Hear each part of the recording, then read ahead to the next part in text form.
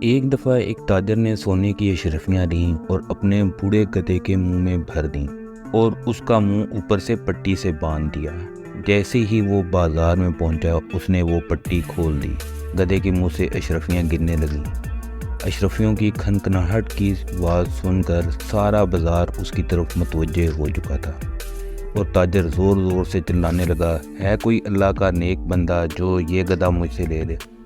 میں جب بھی پریشان ہوتا ہوں اس کے منہ سے سونے کی اشرفیاں گرنے لگتی ہیں اور میں اس سے تنگ آ گیا ہوں۔ میرا پورا گھر اشرفیوں سے بھر چکا ہے۔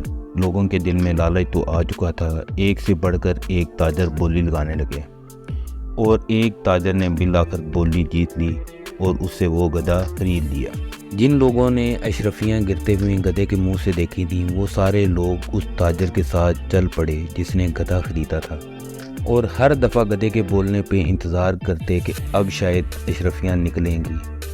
سارے اس کے گرد دائرہ بنا کر پریشان منہ بنا کے بیٹھے تھے۔ نہ جانے گدھے کو کس پر ترس آ جائے اور وہ منہ سے اشرفیاں اگلنے لگیں، لیکن وہ گدھا کہاں سے اشرفیاں اگلتا، کیونکہ جو اشرفیاں نکلی تھیں وہ تو اس تاجر نے اس کے منہ میں بھر دی تھیں۔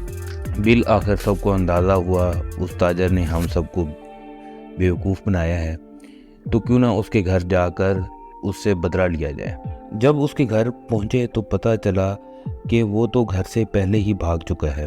اس کی بیوی نے بتایا کہ جب اس نے سنا آپ لوگ آ رہے ہیں تو وہ ڈر کر چھپ گیا ہے کہیں۔ تو سارے بڑے پریشان ہوئے کہ اب کیا ہوگا۔ اس کی بیوی نے گھر سے ایک کتا کھولا اور کہا کہ یہ اس کو ڈھونڈ کے لائے گا۔ سب بڑے حیران ہوئے کہ یہ کیسے ڈھونڈ کے لائے گا، اس کو کیا پتا وہ کہاں گیا ہے۔ بہرحال اس کی بیگم نے کتا کھول دیا۔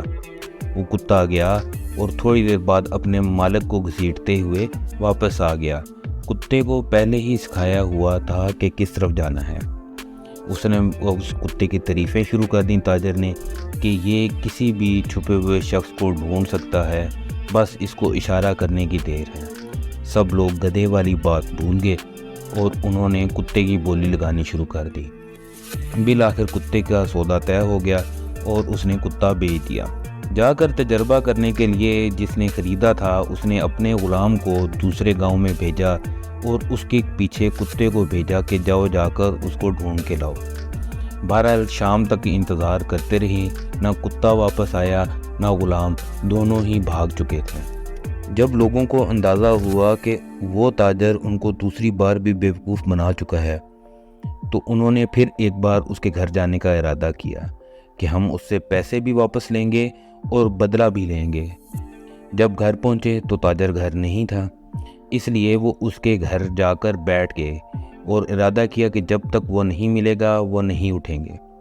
جیسے ہی تاجر گھر پہنچا تو اس نے پوچھا اپنی بیگم سے کہ کیا ان کی تم نے کوئی خدمت کی ہے؟ تو بیگم نے جواب دیا، یہ فضول لوگ پتہ نہیں کیوں بیٹھے ہیں، تم ان سے جان کیوں نہیں چھڑا لیتے؟ اس پر تاجر غصے میں آ گیا کہ تم نے اتنے معزز لوگوں کی بے عزتی کی ہے۔ اس نے اس پر اپنی بیگم کو چھری مار دی۔ جب چھری مار دی تو سارے لوگ اس کو لعن طعن کرنے لگے کہ تم نے اپنی بیگم کو ہمارے لیے کیوں مارا؟ اس نے کہا کوئی بات نہیں، یہ معمول کی بات ہے، جب بھی یہ زیادہ بولنے لگتی ہے تو میں اس کو چھری سے مار دیتا ہوں، پھر یہ منتر پڑھتا ہوں تو یہ دوبارہ زندہ ہو جاتی ہے۔ پھر وہ منتر پڑھتا ہے۔ اس کی بیگم اس سے پہلے ہی ملی ہوئی تھی، اس لیے وہ اٹھ کر بیٹھ گئی۔ اس نے پیٹ پر لال رنگ باندھا ہوا تھا۔ آئے ہوئے ایک شخص کے دل میں یہ بات آئی، میری بیگم بھی بہت لڑتی رہتی ہے، کیوں نہ یہ میں منتر اس سے خرید لوں۔ اس نے پیسے دیے اور وہ منتر اس سے خرید لیا۔ گھر پہنچا، بیگم حسب معمول لڑنے لگی۔ اس نے چھری ماری اور بیگم کو قتل کر دیا۔ پھر پوری رات بیٹھ کر منتر پڑھتا رہا کہ شاید اس سے زندہ ہو جائے، لیکن صبح تک ایسا کچھ نہیں بنا۔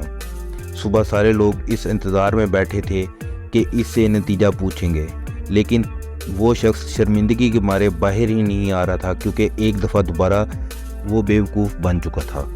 جب لوگوں کو اس بات کا علم ہوا تو انہوں نے ارادہ کیا کہ یہ تو ہمیں بار بار بیوقوف بنا رہا ہے، کیوں نہ اس شخص کو، اس تاجر کو اٹھا کر ہم ایک بوری میں بند کریں اور اس کو سمندر میں پھینک آئیں۔ وہ سارے لوگ اکٹھے ہوئے، اس تاجر کو پکڑا اور بوری میں بند کرنے کے بعد سمندر کی طرف چلنے لگے۔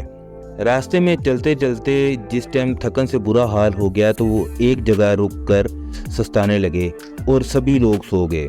اتنے میں ادھر سے ایک چرواہا گزر رہا تھا۔ جس ٹائم اس نے بوری ہلتے ہوئے دیکھی تو اس نے بوری کا منہ کھول کے پوچھا کہ بھائی تمہیں کہاں لے کے جا رہے ہیں؟ وہ تاجر بولا کہ یہاں ایک دور ایک بادشاہ رہتا ہے جس کی بیٹی سے یہ لوگ شادی کروانا چاہتے ہیں اور میں وہاں ایک شادی نہیں کرنا چاہتا ہوں۔ یہ سنتے ہی اس چرواہے کے دل میں لالچ آ گیا۔ اس نے کہا میں اس سے شادی کروں گا۔ تاجر نے کہا ٹھیک ہے، پھر مجھے جلدی جلدی بوری سے باہر نکالو۔ وہ تاجر باہر نکلا اور اس نے چرواہے کو کہا کہ تم اس بوری کے اندر بیٹھ جاؤ۔ جب وہ چرواہا اس بوری کے اندر بیٹھ گیا اس نے اوپر سے منہ باندھ دیا۔ جب لوگ جاگے انہوں نے بوری اٹھائی اور جا کے سمندر میں پھینک دی۔ جس ٹائم واپس آئے تو دیکھا وہ حیران رہ گئے کہ یہ تو تاجر واپس وہیں کھڑا ہے اور زندہ سلامت ہے، یہ وہاں سے بچ کے کیسے آ گیا؟ جب لوگ واپس آئے وہ حیران ہو رہے تھے، لیکن تاجر ان کو بہت خوشی سے ملا اور ان کا شکریہ ادا کرنے لگا کہ آپ لوگوں کا بہت بہت شکریہ۔ جب آپ لوگوں نے بوری میں بند کر کے مجھے پھینکا تو میری ملاقات سمندر کے بادشاہ سے ہوئی۔ اس نے ان میں سے ایک شہزادی سے شادی بھی کروا دی اور بہت سارے ہیرے جواہرات بھی دیے اور کہا کہ جن لوگوں نے تم سے نیکی کی ہے انہیں بھی میرے پاس ایسے ہی بھیج دو۔ سب لوگ ایک دفعہ پھر لالچ میں آ گئے۔ اس نے اپنے غلام اور بیگم کی مدد سے ساروں کو بوری میں بند کرنا شروع کیا اور باری باری سب کو سمندر میں دھکا دیتا رہا۔ یوں سارے بیوقوف سمندر میں ڈوب کر مر گئے اور وہ اس علاقے کا بادشاہ بن گیا۔ تو جب تک لالچ زندہ ہے فراڈیا کبھی نہیں مر سکتا۔ جب بھی لالچ کریں گے آپ کے ساتھ فراڈ ہوگا۔ شکریہ۔